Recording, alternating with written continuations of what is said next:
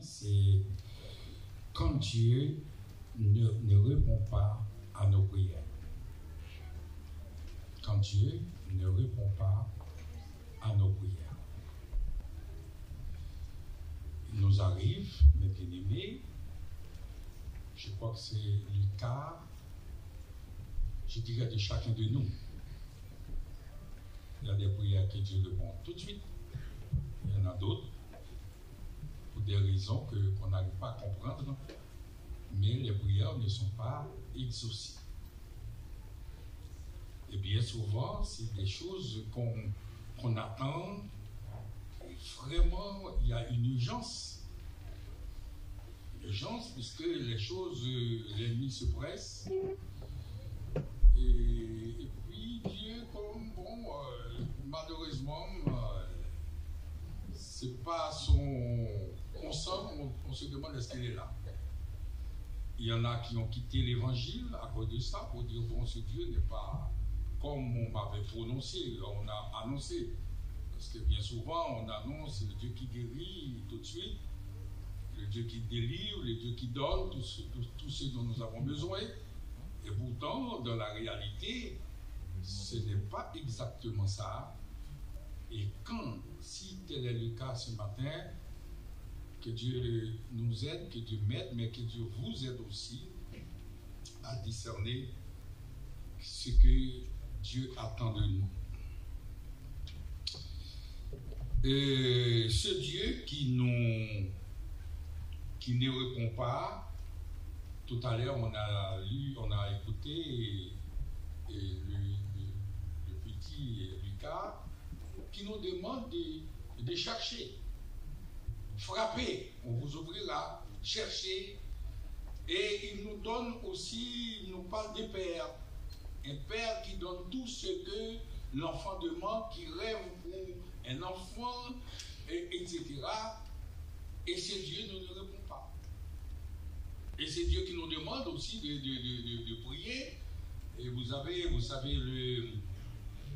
juge unique, la Bible nous dit, Jésus a dit, je vous donne un témoignage, enfin une parabole, pour vous montrer qu'il faut toujours prier, pardon, ouais, et jamais se relâcher.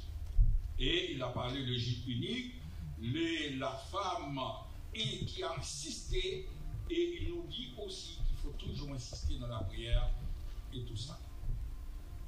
Dieu nous invite, nous encourage à la prière. Et pourtant, Dieu ne répond pas. C'est lui qui a dit, la prière du juste a une grande efficacité. Élie était un homme de même nature que nous. Il a prié. Et quand on voit tout ça, mes bien-aimés, on est invité à la prière. Et pourtant, Dieu ne répond pas toujours à nos prières. Nous allons voir au travers de ce prophète Élie les quelques traits et qu'est-ce qui se passe en fin de compte. Il est certes vrai, Dieu ne répond pas toujours parce que on ne se rend pas compte, mes bien-aimés, il y a des gens qui respirent que de la violence, qui envoient, comme on voit aussi dans les psaumes, les prières d'imprécation, qui jettent des sorts sur les gens.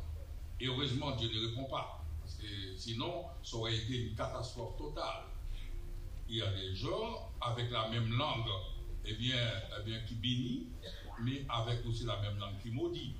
Bon, Dieu ne peut pas répondre, mais moi je parle des gens qui sont très sincères avec Dieu, qui font des efforts, et ensuite ils se trouvent dans cette situation compliquée, et c'est là qu'on veut que Dieu m'aide à arriver avec vous. Et c'était le cas d'Élie. Élie, Dieu s'est servi de cet homme. Il ne faut pas oublier qu'Élie, c'est lui qui a arrêté de fermer le ciel. La personne avec moi, mes bien-aimés. Et pendant 3 ans et demi. Et ce Dieu était tellement avec lui, Dieu l'a conduit dans un torrent à Kérit pour le nourrir pendant ce temps-là par un corbeau. Et là, on voit une parfaite coordination. Il travaille pour Dieu, Dieu travaille aussi pour lui. Donc les prières de Dieu, c'est la prière d'Élie, et c'était une parfaite complicité entre Dieu et Élie, tout allait bien. Élie aussi, il y avait les 400 prophètes de Baal qui avaient posé une sorte d'ultimatum à Élie pour dire que nous, on va voir quel est le Dieu qui va agir. Et est-ce que c'est Baal ou est-ce que c'est Dieu? Bien, vous vous rappelez, ils ont réuni les prophètes, et il a dit le prophète qui a sur le sacrifice et qui a répondu par le feu, le Dieu qui a répondu par le feu, c'est celui-là.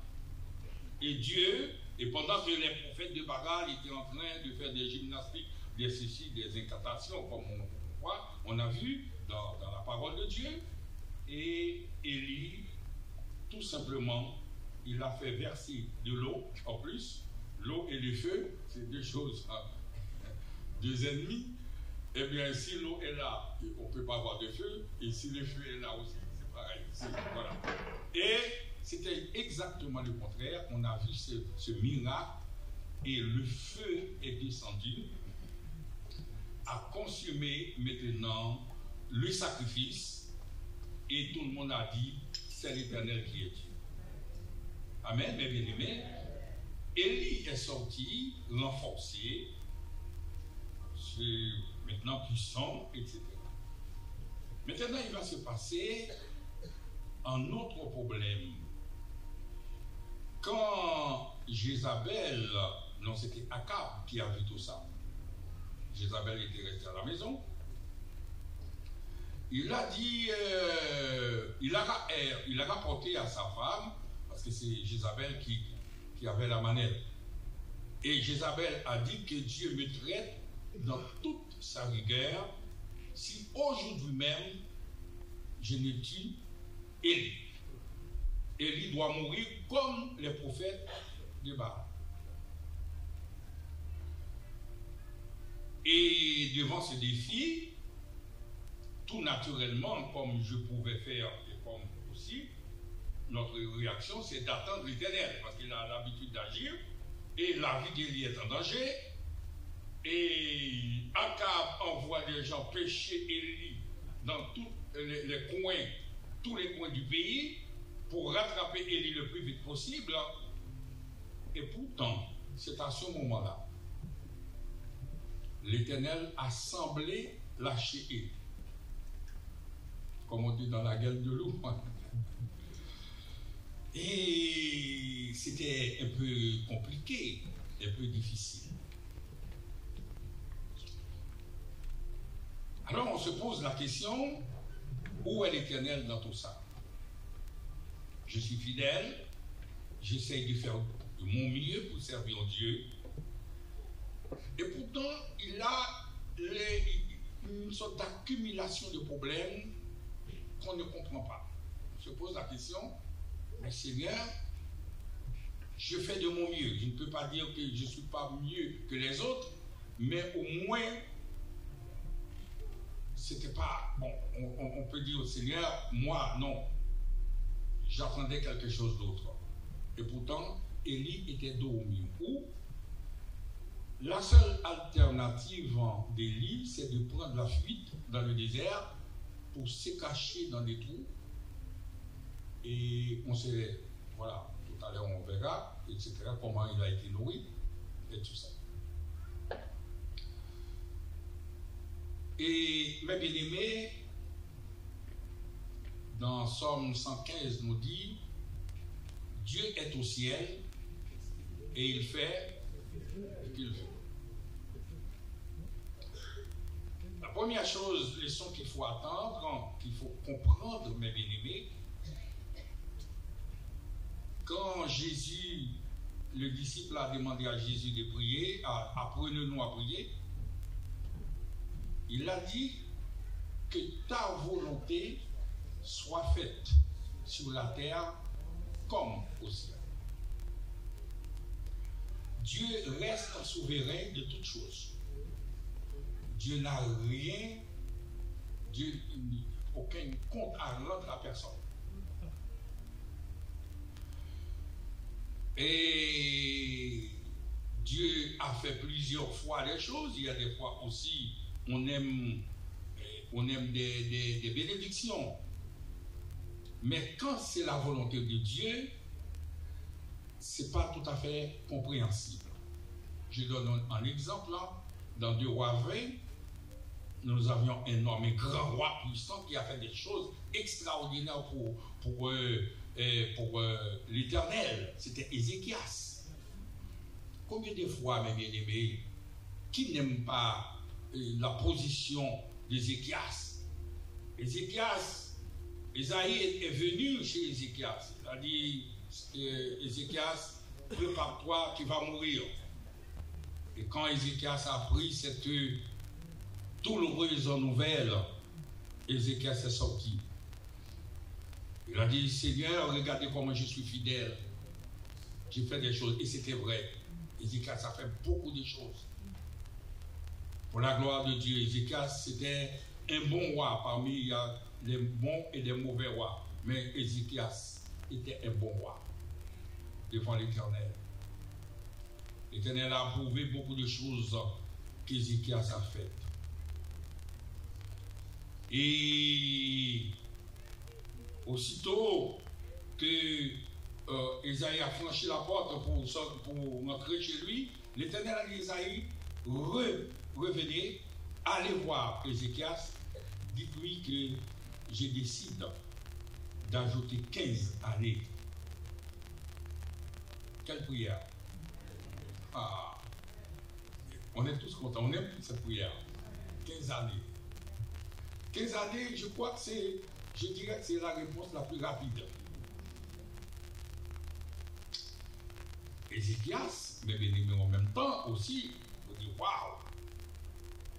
Moi, quand je parle, je lève seulement le doigt et Dieu agit. Voilà, Ézéchias était.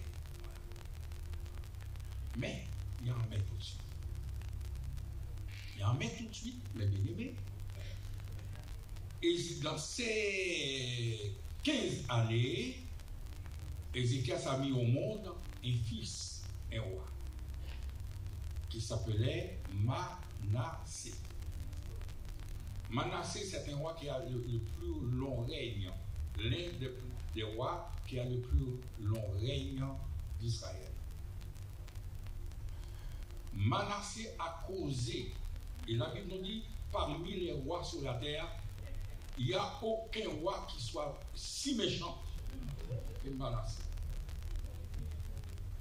Après, ils sont avec vous. Autrement dit, Esaïe a perdu les 15 années. Croyait que c'était une victoire, était content, et bien souvent on fait cette prière aussi, la prière d'Ézéchias, pardon. Et pourtant, Dieu avait vu dans la vie d'Ézéchias, tout simplement, rester là, Ézéchias. Tout le reste, ça va être une catastrophe. Vaut mieux que je te prenne maintenant pour entrer dans la gloire avec moi. Il y a un chant qui dit, puis devant la compagnie. Alors, et les 15 années qui étaient apparemment, qui avaient l'apparence d'une victoire, ça a été une défaite. Mais Dieu qui est Dieu souverain. Donc, plus tard, Ézéchias a compris qu'il avait raison. L'Éternel a toujours raison. La paix soit avec vous, mes amis. Il y a des fois, Dieu donne des raisons de nos souffrances, de la réponse qu'on n'a pas trouvée à nos prières. Comme je vous ai dit, Dieu reste souverain, l'Éternel fait ce qu'il veut. Mais c'est l'Éternel qui fait ce qu'il veut, qui nous incite à la prière, qui nous pousse à la prière, il reste au contrôle de toutes choses. Première leçon, mes bien-aimés, ce matin, c'est d'apprendre à rendre grâce en toutes choses. Qu'il y a la souffrance, qu'il y a l'échec, que ta volonté soit faite sur la terre comme au ciel. C'est Dieu qui décide. Une seule chose que je sais, j'ai cette assurance. Toute chose concourt au bien, et je me reprends, au bien de celui. Ce que nous appelons échec, est-ce un échec? On ne sait pas. Bien souvent, on souffre. Oui, on souffre. Qui, dans ce monde de souffrance, vous aurez des tribulations dans ce monde? C'est la Bible qui le dit. Qui n'a pas de... On a toujours des rêves non réalisés.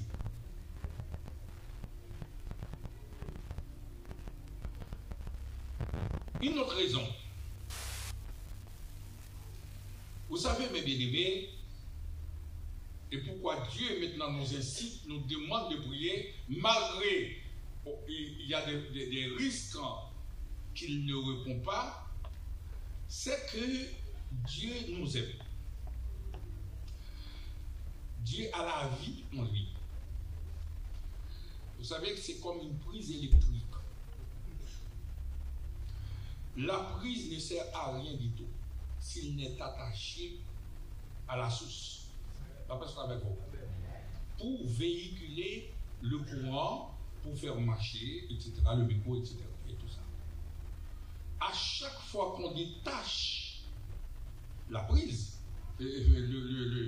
du courant, de la source, mais ça ne sert à rien. Donc, Dieu fait en sorte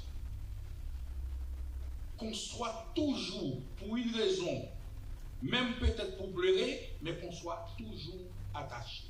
Parce que c'est lui qui donne la vie. La personne avec vous. C'est un mystère. Qui aimerait ça? Parce que vous savez, on vit dans un monde de champions. Ouais, on veut apparaître. Et c'est pour cela qu'il y a des églises, on arrive, on fait des miracles, des ceci, cela. Les gens tombent par terre. On aime le spectacle. Mais est-ce que Dieu, c'est le Dieu des spectacles? On ne sait pas. La personne avec vous, mes bien-aimés. Donc, Dieu nous aime, mes bien-aimés. C'est une manière de rester attaché à Dieu parce qu'il est le chemin, il est la vérité, il est la vraie. Donc, il faut Dieu lui-même, par amour, soit pour pleurer, c'est bien, soit pour se réjouir, mais il faut rester. Et le jour où Dieu n'est pas là, c'est la catastrophe. La paix soit avec vous. Comme l'apôtre Paul dit, je vous dis un mystère, mes bien-aimés, dans la prière. On voit l'apôtre Paul qui a prié 3 fois. Il dit, Seigneur, j'ai prié 3 fois pour cette écharpe. Mais Dieu a dit, l'apôtre, mon fils, ma grâce, c'est suffisant. Reste dans ma grâce. Car celui qui demeure sous l'abri du Très-Haut repose. Autrement dit, c'est le seul endroit qui a un repos.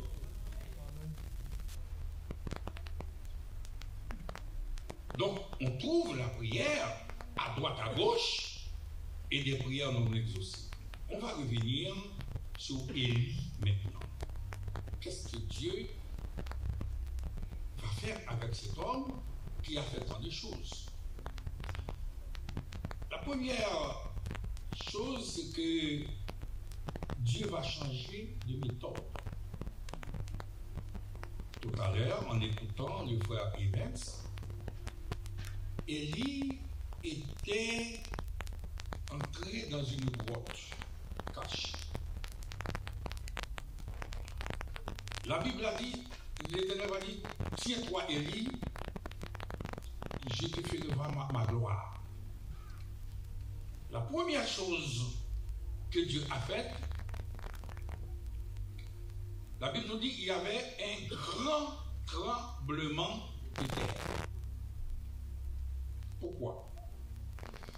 Dans ce tremblement de terre, dans ce vent violent, l'Éternel avait l'habitude de se manifester déjà dans des tremblements de terre. Donc sur le mont de Sinaï, dans Exode 19, nous voyons quand Dieu allait donner les lois, il y avait un tremblement de terre, il y avait le feu, il y avait le vent et tout ça.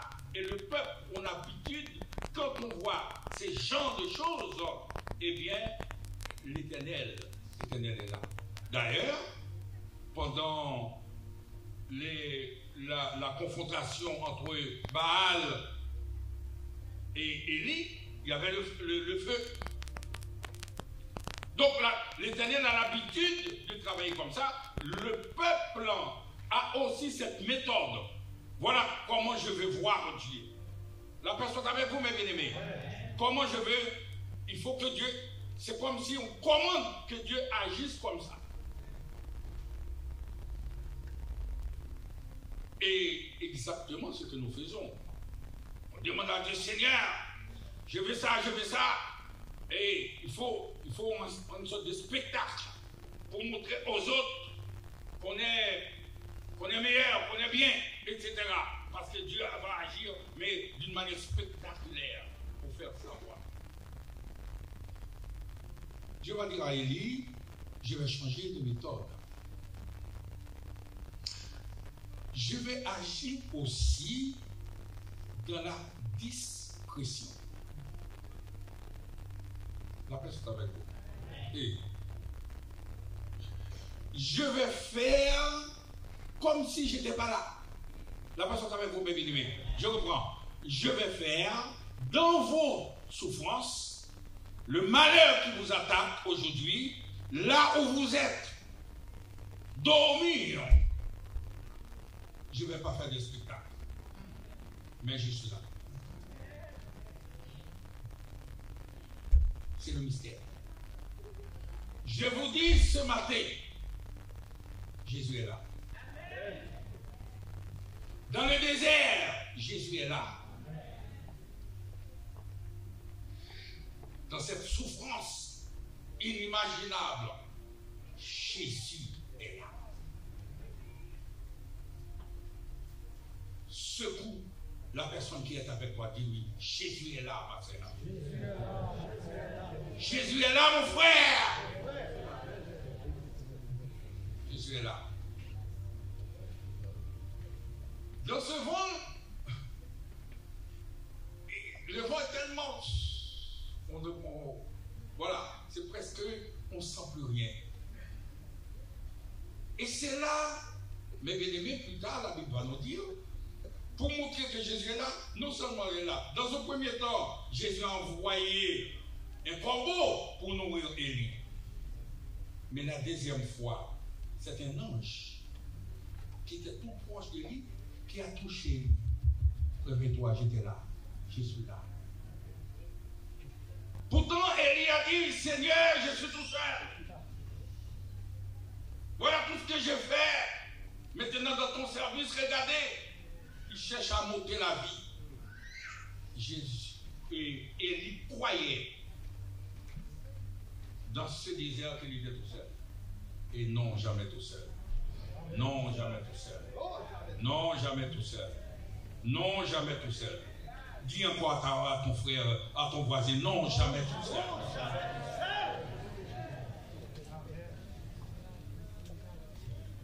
Tout seul, non. Jamais tout seul, mes bien-aimés. Ce matin, le Saint-Esprit a voulu dire, celui qui est en train de démissionner, décourager, problème à droite, problème à gauche, problème devant, problème derrière, Jésus est là.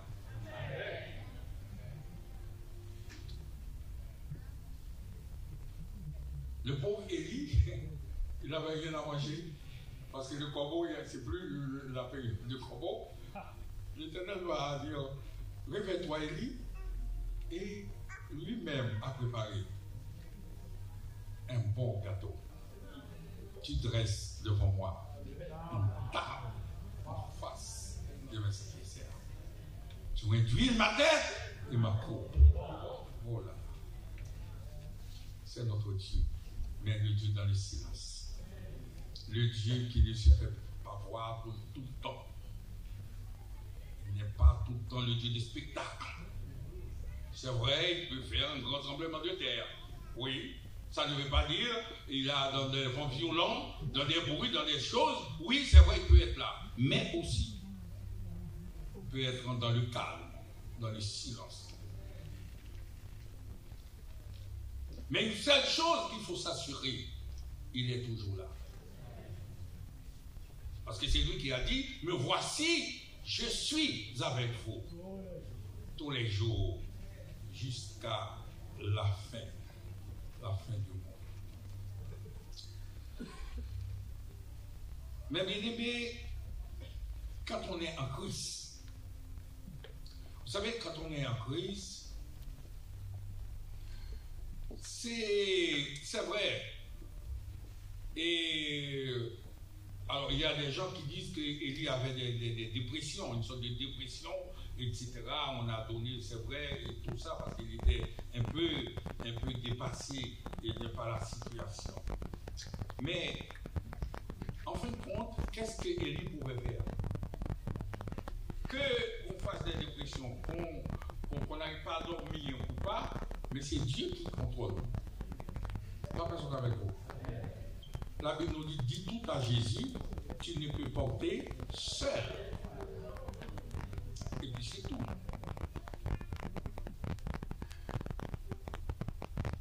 Alors, mes bien-aimés, qu'est-ce que, maintenant, quel est le plan de l'Éternel? Premièrement, on a vu qu'il reste toujours, il peut être toujours dans notre vie un Dieu très discret. Mais pourquoi cette discrétion? Maintenant, on pose la question. Regardons après la vie d'Élie. La Bible nous dit, il l'a donné pour ce gâteau, il a donné le premier gâteau. Il a dit, Élie, attention, la route est longue. La personne avec vous? Et c'est très important, la route est longue, mange encore.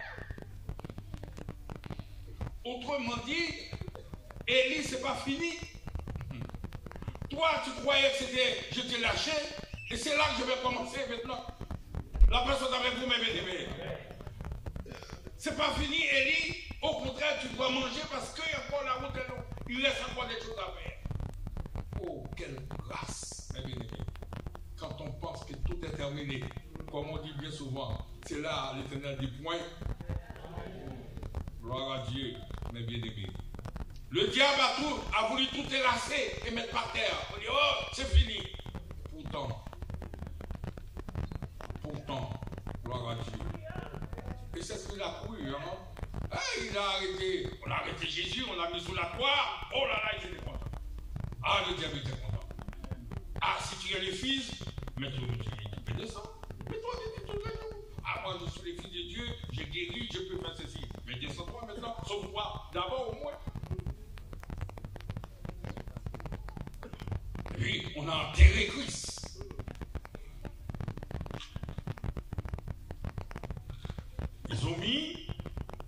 Ils ont scellé maintenant le tombeau.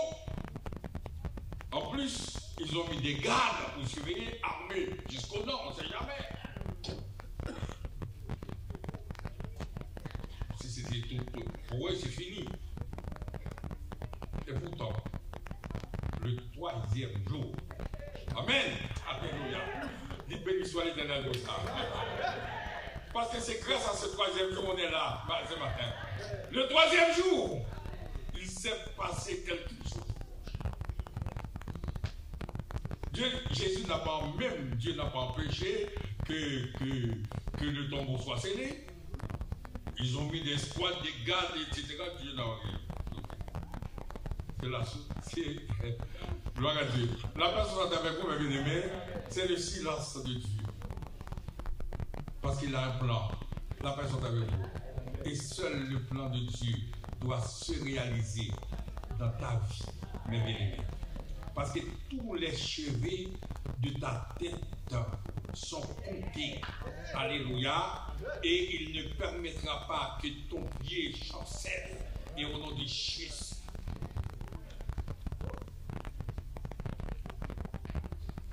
Et le tombeau est ouvert. Les gardes sont en train de trembler. Les gardes qui donnent la sécurité maintenant, c'est eux qui ont peur. Et Jésus est sorti, mes bien-aimés. Non, il a dit à Élie, la route est longue. Tu vas marcher. Quand nous regardons maintenant, par exemple, là, et on voit Élie, c'est une figure, surtout dans l'Ancien Testament, qui est répétée souvent.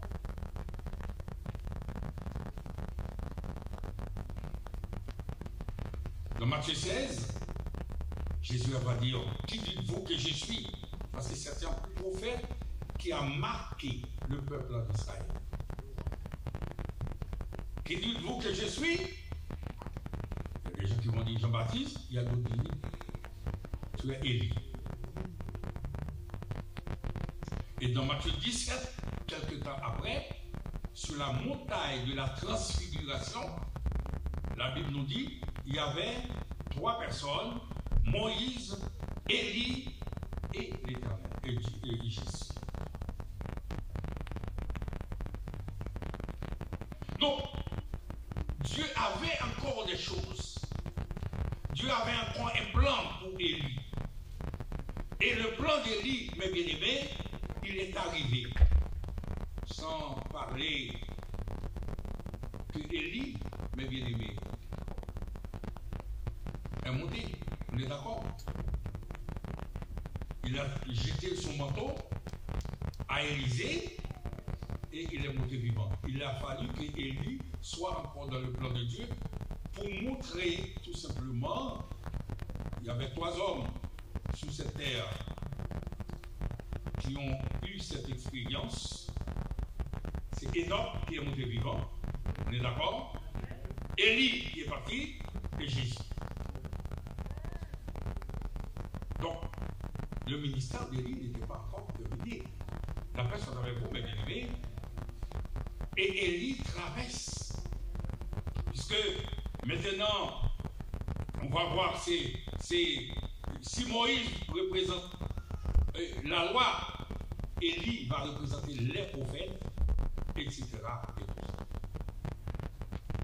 Vous savez que je vais m'arrêter là, mais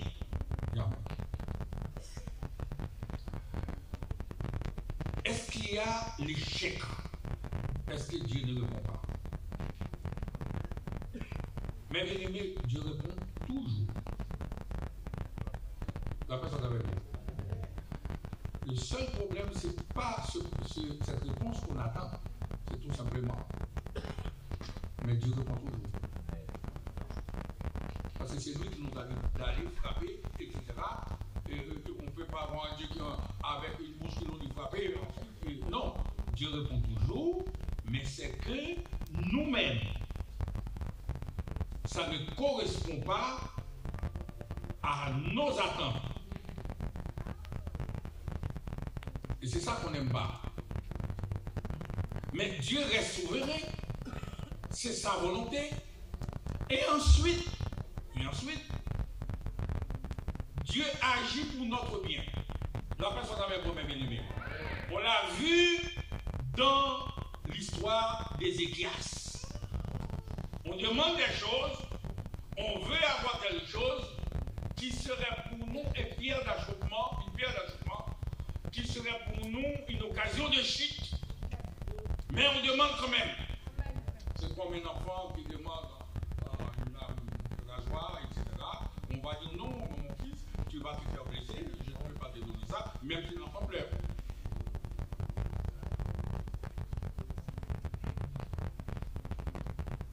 Regardez une chose dans Lazare était malade. Lazare était malade. Jésus allait souvent chez Lazare.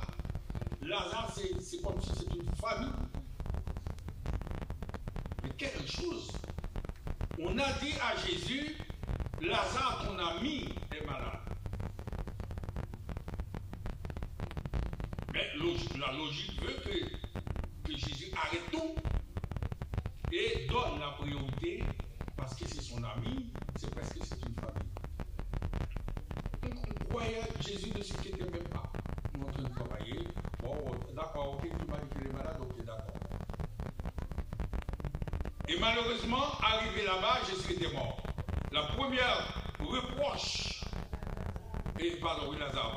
la première reproche de Marthe et de Marie, Seigneur, si tu étais là. C'est grave, hein? Une sorte d'accusation parce que maintenant. Oui, il fallait être là. On veut ça. C'est ça qu'on veut. C'est notre prière. Il faut que Dieu soit là tout de suite.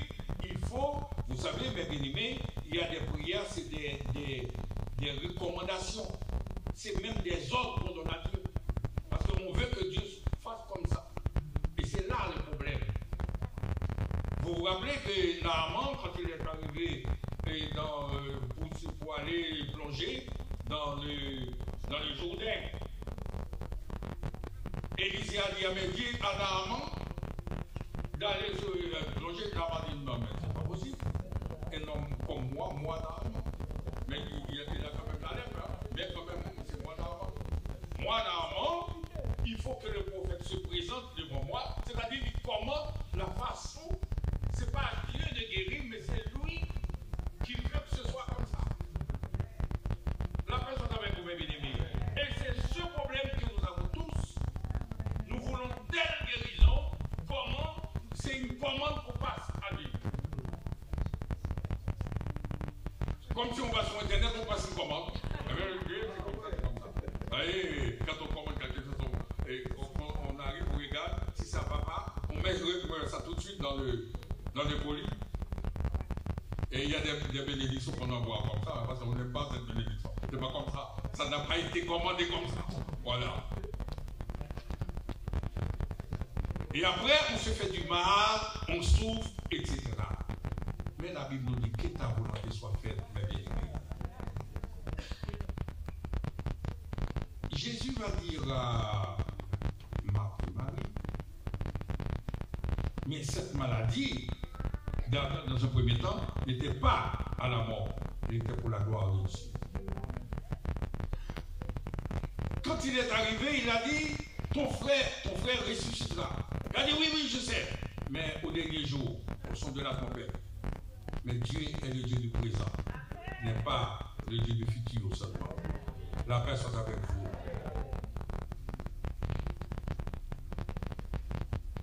Mais s'il n'y avait pas cet échec, il n'y aurait pas cette grande victoire, cette délivrance, cette résurrection. Jésus va se tenir devant tout le monde. Il va dire, Seigneur, je sais que tu m'exauces toujours. Et puis, il a appelé Lazare, sors! Quel spectacle! Mais il a fallu que Lazare soit mort. La personne avec vous. Et c'est ce qu'on n'aime pas. Voilà. Mais on sait, il y a un chat qui dit plus devant la campagne. Mais bien aimé, vos souffrances ont un sens devant Dieu. Je parle à des gens qui sont sincères devant Dieu. Pas des gens qui vont faire dans l'église des catastrophes. C'est pas ça que je parle. Des gens sincères avec Dieu, qui cherchent l'éternel. Je ne dis pas aussi que Dieu ne guérit pas. Dieu reste, il fait ce qu'il veut. Mais je parle des gens qui souffrent. Mais il y a des souffrances qu'on n'arrive pas à gérer. Et l'Éternel va faire éclater une grâce, une victoire.